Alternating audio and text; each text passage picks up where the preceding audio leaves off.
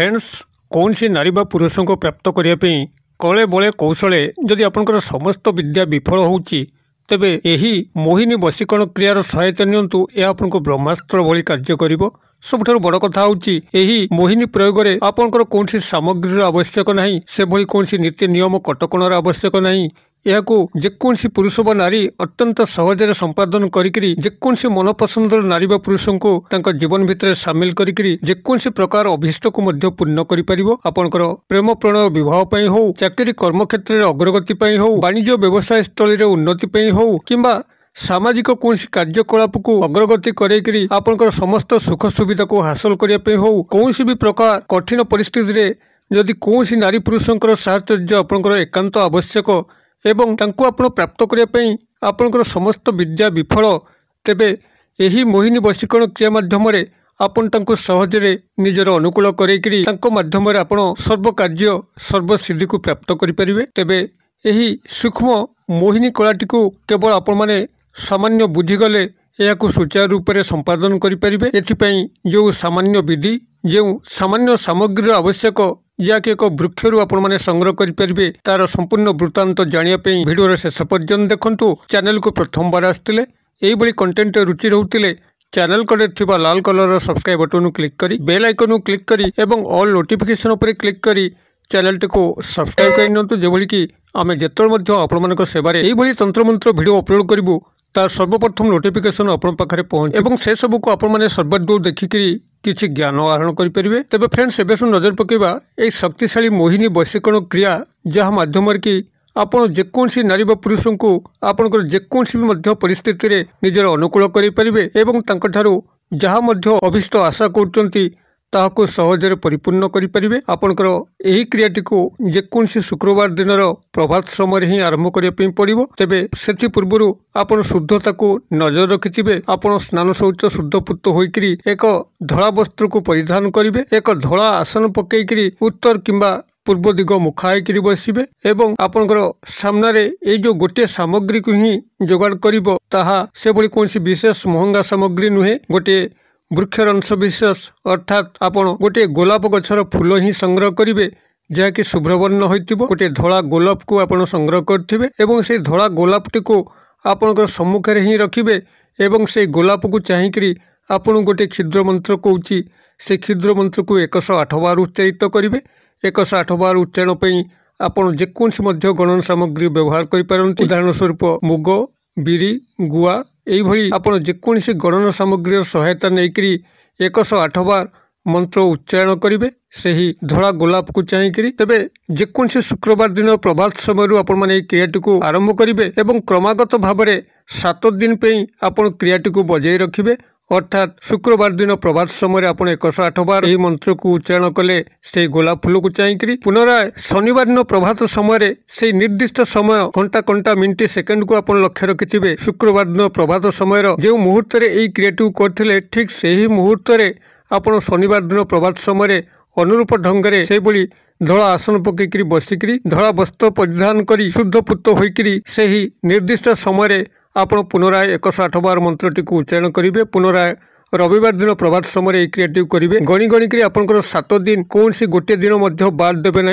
जदि बाद दौरान तेरे क्रिया विघ्नता आसो। अतएव निरविच्छिन्न भाव में जो आप 7 दिन या संपादन करने जी पूर्व चिंता करेंगे आपको 7 दिन यही प्रभात समय फांका अच्छी कि ना। यही भाव में आप जो 7 दिन यही मंत्रोक्त उच्चारण क्रिया गोलाप फूल सह करदे जो आपंकर 8 दिन होची से 8 दिन यही गोलाप फूलटी को पाखे सजत्न साइट रखिथे एवं जितेबाला जो नारी पुरुष को चाहिए से आपण को आकृष्ट हूँ आपंकर वश्यता स्वीकार करके समस्त अभिष्ट को पूर्ण करूँ सामना को चली जाकरी से एक मंत्र को 3 थर सामने मन मन उच्चारित करेंगे एवं यही गोलाप फूलू गोटे छोट क्षुद्र पाखुड़ा छिंडेकरी ऊपर को आप अजाणत ही फिंगी देवार अच्छी जेभली कि से न जापारती। यही भाव में आप गोटे गोलाप फूल मध्यम जहाँकि अभिमंत्रित होकर आपन पाखे अच्छी जेकोसी नारी पुरुष को जेकोसी उद्देश्य आप सहजरे व्यवहार करेंगे। तेबे से एका नियम जो नारी पुरुष को आपण को आकृष्ट व वशीभूत करेंगे सामने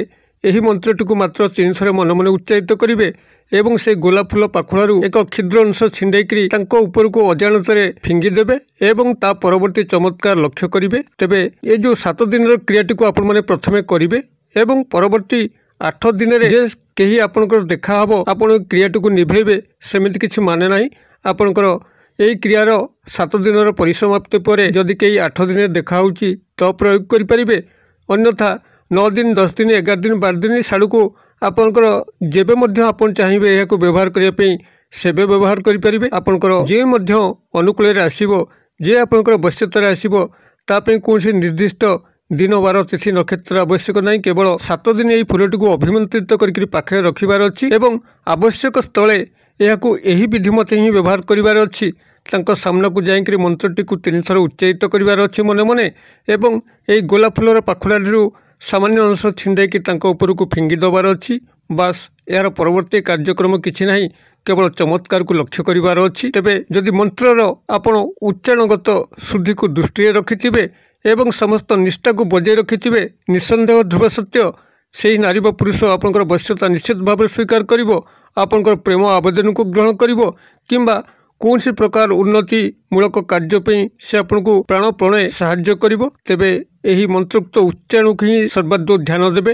ମନ୍ତ୍ରଟିକୁ ଆପଣମାନେ 108 ବାର ଆବୃତ୍ତି କରିବା ପୂର୍ବରୁ ତାକୁ ବାରମ୍ବାର ପଠନ କରି ନିଅନ୍ତୁ, ବାରମ୍ବାର ଘୋଷି ନିଅନ୍ତୁ, ଯାହାଦ୍ୱାରା କି ଏହାର ସଠିକ୍ ଉଚ୍ଚାରଣ ଆପଣଙ୍କର ସଠିକ୍ ସ୍ଫୁରଣ ହେବ ଏବଂ ଆପଣମାନେ ଏହାକୁ ସଠିକ୍ ବିନିଯୋଗ କରିକିରି ଆପଣଙ୍କର ସମସ୍ତ ଅଭୀଷ୍ଟକୁ ପୂର୍ଣ୍ଣ କରିପାରିବେ। ମନ୍ତ୍ରଟି ଆପଣଙ୍କର ଏଠି କଲ୍ୟାଣାର୍ଥେ ମୁଁ ସେୟାର କରୁଛି, ଯଦି ସମ୍ଭବ ହୁଏ ତାର ମୂଳ ସ୍ୱରୂପର ସ୍କ୍ରିନଶଟ୍ ମଧ୍ୟ ଭିଡ଼ିଓ ମାଧ୍ୟମରେ ସେୟାର କରିନେବି, ଯାହାଦ୍ୱାରା କି ଆପଣଙ୍କ ମନ୍ତ୍ରଟିକୁ ଟିପିବାରେ ଏବଂ ବ୍ୟବହାର କରିବା ପାଇଁ ଅତ୍ୟନ୍ତ ସୁବିଧାଜନକ ମନେ ହେବ। ମନ୍ତ୍ରଟି ଆପଣଙ୍କର ଏଇଭଳି ରହିବ। ସ୍ତମ୍ଭ୍ୟ ଭଞ୍ଜ୍ୟ ଭଞ୍ଜ୍ୟ ମୋହାୟ ମୋହାୟ ସର୍ବସ୍ତେ ନମଃ ସ୍ୱାହା। ମୁଁ ଆଉଥରେ ମନ୍ତ୍ରଟିକୁ ପଢ଼ି ଦେଉଛି। ସ୍ତମ୍ଭ୍ୟ ଭଞ୍ଜ୍ୟ ଭଞ୍ଜ୍ୟ ମୋହାୟ ମୋହାୟ ସର୍ବସ୍ତେ ନମଃ ସ୍ୱାହା। ଏହି ହେଉଛି ଏହି ଶକ୍ତିଶାଳୀ ମୋହିନୀ ବଶୀକରଣର ମନ୍ତ୍ରର ସ୍ୱରୂପ। ଆପଣମାନେ ଭିଡ଼ିଓ ସ୍କ୍ରିନ୍ରୁ ତାର ଯେଉଁ ମୂଳ ସ୍ୱରୂପ ଅଛି ସେ ମୂଳ ସ୍ୱରୂପରୁ ଆପଣମାନେ ମନ୍ତ୍ରଟିକୁ ଟିପି ନିଅନ୍ତୁ ଏବଂ ଏହାକୁ ପ୍ରଥମେ ମୁଖସ୍ଥ କରିକିରି ତାକୁ ଯେଉଁଭଳି ବିଧି ନିର୍ଦ୍ଦେଶ କଲି ସେହିଭଳି ଭାବରେ ବ୍ୟବହାର କରନ୍ତୁ ଏବଂ ଯେକୌଣସି ନାରୀ ବା ପୁରୁଷଙ୍କୁ ଆପଣାର କରନ୍ତୁ, ଆପଣଙ୍କର ଜୀବନଟିକୁ ଧନ୍ୟ କରନ୍ତୁ। ଭିଡ଼ିଓ ଭଲ ଲାଗୁଥିଲେ ଲାଇକ୍ କରିବା ପାଇଁ ଭୁଲନ୍ତୁ ନାହିଁ। ସାଙ୍ଗସାଥି ମହଲରେ ଆପଣ ଯେତେ ମଧ୍ୟ ସୋସିଆଲ ସାଇଟ୍ରେ ଲିଙ୍କ୍ ଅଛନ୍ତି, ଫେସବୁକ୍, ହ୍ୱାଟ୍ସଆପ୍, ଇନଷ୍ଟାଗ୍ରାମ, ଟ୍ୱିଟର ସର୍ବସ୍ଥାନରେ ଏହାକୁ ସେୟାର କରନ୍ତୁ, ଯେଭଳି କି ଏହା ସମସ୍ତ ଭାଇ ଭଉଣୀମାନଙ୍କ ପାଖରେ ପହଞ୍ଚିବ। ସମସ୍ତେ ଏହି ଶକ୍ତିଶାଳୀ ମୋହିନୀ ବଶୀକରଣ କ୍ରିୟାର ସହାୟତା ନେବେ, ତାଙ୍କ ଜୀବନରେ ଯେଉଁ ଉପକାର ଟିକକ ଆସିବ ନିଶ୍ଚିତ ଭାବରେ ସେହି ଉପକାର ଆପଣଙ୍କୁ ପ୍ରଭୁଙ୍କର ଆଶୀର୍ବାଦ ରୂପେ ପ୍ରାପ୍ତ ହେବ। ଭିଡ଼ିଓର କ୍ଷୁଦ୍ର ପରିସର ମଧ୍ୟରୁ ମୋତେ ଏଇଠି ଆଜି ବିଦାୟ ଦିଅନ୍ତୁ। ପୁଣି ଆପଣମାନଙ୍କ ସହ ଦେଖା ହେବା ଏଇଭଳି ଏକ ଶିକ୍ଷଣୀୟ ଭିଡ଼ିଓରେ। ସେ ପର୍ଯ୍ୟନ୍ତ ଦର୍ଶକ ବନ୍ଧୁ ଆପଣମାନେ ସମସ୍ତେ ମଙ୍ଗଳମୟଙ୍କ କୃପାରୁ ଭଲରେ ଥାନ୍ତୁ। ରହୁଛି।